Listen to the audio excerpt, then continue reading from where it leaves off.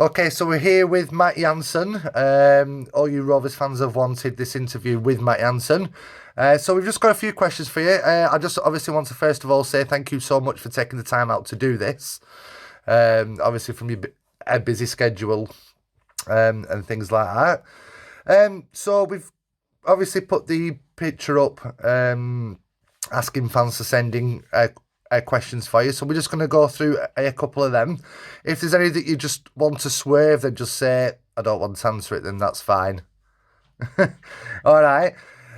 So you're well known, obviously, for being the Blackburn Rovers player and sealing promotion back against Preston in 2002. So you've come, obviously, well, you've become the football legend for Blackburn Rovers. How was that feeling when you sealed that promotion back? Oh, it was fantastic. We didn't start the season too well that season, but we got better and better as it went along. And we knew we were in touch and distance, and we didn't want to leave it to the last game of the season. I think it was Gillingham away was the last game of the season, but to go to Deepdale, local rivals, and to clinch promotion at their place was extra special. Yes, it must have been an absolute amazing feeling. And to say that it's 18 years ago, do you still have that in your mind and your memory for as long as you can live? Yeah, definitely. In fact, it's probably more. Is it not 20 years ago? I think it is. But it's obviously it's fixed in my memory. Every year they bring it up. This time, so many years ago, we got promoted into the Premier League. It wasn't a brilliant goal. It was a 1-0, but they all count, and it was an extra special feeling to get the goal that took us up, and it was an incredible night. I think we went to a place called Utopia that evening. I don't know whether that's still around, but I'm not too sure because it's back in 2002, so it probably isn't at the minute. No, that'll probably close down, we've closed it down probably. Special evening. Yeah. So you've obviously wrote a book and you've got the book out, and you've mentioned the book about Rome. We've had a question from Alex coming in. Have you and Lucy had the chance to go back, and if so, how was it? Lucy hasn't had the chance to go back, but I have. I went with Oliver Kay, who wanted to do a piece for The Athletic that he'd just joined. It was a bit surreal, but I can't remember anything after the accident, only having a good time up until the accident. But Lucy obviously lived everything. Saw me half dead on the road in a coma in a hospital, and had to experience that. I only had sporadic memories a few weeks and months later. So for me, it's not as emotional or not as traumatic as it would be for Lucy, I quite imagine. Yeah, so obviously going through that, how did Lucy cope? Was she well, she would obviously be worried, quite frightening. So how did she go through that with you, knowing though that you might not be able to come back to play football again? Yeah, it was early on in our relationship. We hadn't been dating that long. It was before we were married, but she spoke fluent Italian, so it helped her while I was in the hospitals and to get a grip of what exactly was going on, which wasn't great. But yeah. And then coming back, it was a case of she stuck by me, and it was a case of trying to get myself back. Tentative steps. It was small steps, and until I got back playing again. But obviously, I couldn't quite reach the heights that I had done previously. Yeah. So you've also mentioned in your book as well that the managerial career that you took was a huge step for you. If you had the chance to come back into the managerial career, would you? Yes, most definitely. Loved it. I started off with Gary Flitcroft as his assistant at Chorley. Well, at Lee Genesis first and then Chorley. And we were successful. And then he stepped aside to concentrate with his family and a few business ventures that he was doing. And I took the realm. 3 happy years. Enjoyed it. Was successful. And stepped away a couple of years ago. But I've done all my badges, and time will tell. Hopefully I'll get back into the game, and you can never rule anything out in football. That's true. Yeah, that's true. Yeah. And hopefully I will be back in the game, coaching or managing in the near future. Yeah, well, we'd like to see you back, obviously, 100%.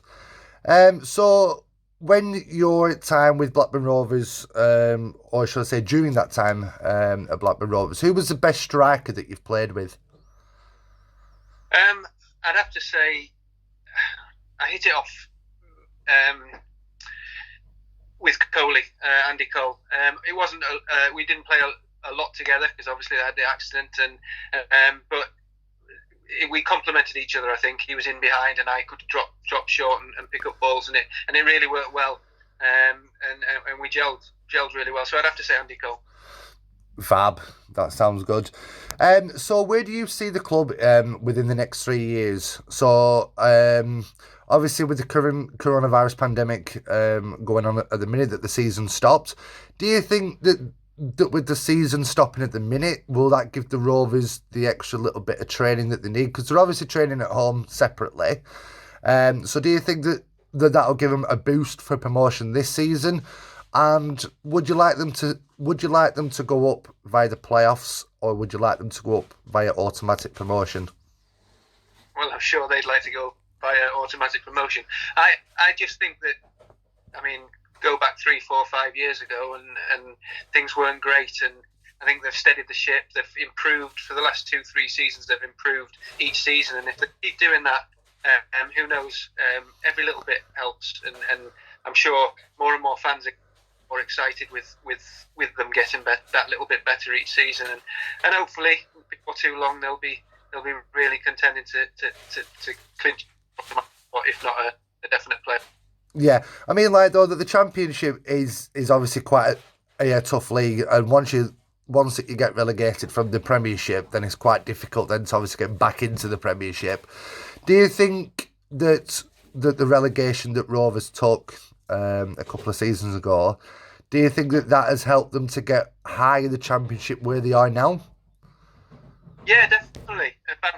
When you get promoted, it brings a bit of adrenaline, brings egos and excitement, and not just for the players, but for the fans and the town itself, and they'll get behind the players. And that, I've always said that fans are a massive part of a football club, and the more that they support the players, the better they'll become. And if they can keep following them, and with that promotion and the excitement of playoffs or them, that obviously helps. Yeah. I've got another question here for you. Obviously, as a striker yourself, who was the best defender that you've come across during your time as playing? So as you're on that attack and you're thinking, no, I don't want to come up against him, but I know that he's playing. Who was that person that you was most frightened of? Frightened of? Well, the nastiest player I would have to say is Martin Keown. And he had all the tricks in the trade to rough you up a little bit. But I like playing against big centre halves, Sol Campbell, the Rios of this world, and Tony Adams, going back even further of this world. But it was a smaller, more mobile defenders that I found difficult to play against, the likes of John Terry maybe and Ashley Cole. I've always thought that Ashley Cole was a superb defender. You know, you might get past him, but within a second he's back at your ankles again. So yeah. I'd have to say Ashley Cole, one of the most difficult to come across. Now, funnily enough, though, the when that I interviewed Matt Derbyshire, even he said that the two defenders that he didn't like coming across, and you've just said the exact same, and that was Rio Ferdinand and Vidic. Vidic, yeah. Oh, go on. Sorry. I'm saying this. I mean, a whole host of top defenders I've played against, and I'll probably miss out a few. Yeah. So who is your favourite current Rovers player at the minute? Who do you want to see stay at the club for many, many years and become a class player? I know when I say by a class player is that they're all class, but you get some of these Championship clubs that have that one player that you get the big teams coming for millions and millions and millions of pounds. Who's that one player that you would like to see at Rovers? You'd have to say, I mean, he's been injured for a while, which is a shame. But Bradley Dack's one who excite you. Like players who excite you, and he certainly does excite you. And I would have to say that Bradley Dack is the one that I would have to pick out. Yeah. Just the last couple, the last one for you. Who stood out in the dressing room for you? So when you was in there at half time or before the game, who was the funniest player in that dressing room? Well, we had a fantastic dressing room. We had such good characters. We all got on and off the pitch with each other.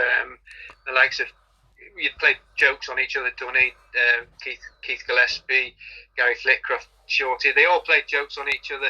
The funniest maybe was Alan Marn. I mean, he would come up with some crazy things. But everybody used to banter with each other and got on so well with each other. It was such a good dressing room. Oh, that's fab to know. That's fab to know. Right, well, thank you so much for your time, Matt. You've been a great star, and we'll all speak to you soon. Great. All right, thanks very much. Cheers.